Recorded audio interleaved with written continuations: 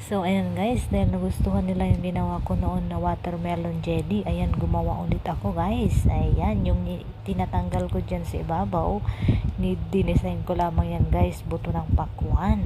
Ayan, pwede rin kang maglagay ng iba pang design kung gusto nyo. Ayan guys, nilagyan ko rin siya ng rose essence para magmukha siyang orange kaunti. So, ayan guys, madali lang naman gawin ito. Pwede nyo panoorin yung full video doon sa aking unang video on how to make a watermelon jelly.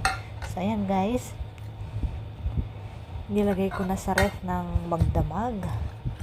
Ganito lamang natin siya tatanggalin. Try natin kung matatanggal siya o magmo-mold siya dito sa ating molder.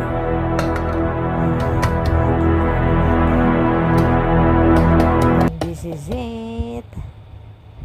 Oh, ayan guys, nag-mold na siya. Ayan, mas maganda sana kung may konting gelatin para tumigas ng konti. Since wala na kaming gelatin, so buti na lang success.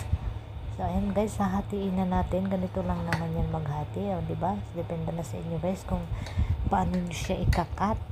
Ayan, ang mahalaga, success ang ating ginawa.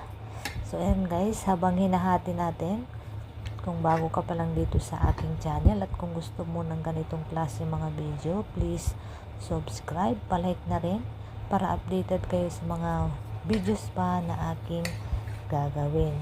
So ayan guys, ganyan lamang yan. Sigurado magugustuhan niyo ito guys. Maganda ito para sa iba't ibang klase ng okasyon na inyo nga naisin, lalo na sa mga bata dahil gustong gusto nila ng jelly guys. Ayan, pwede rin kayong gumawa ng jelly cake. Madali lamang yan guys. So ayan, ito na nga. Kung nagustuhan niyo itong aking video, please comment down below any suggestion or opinion para ma-improve pa natin ang ating video. So maraming salamat sa inyo guys.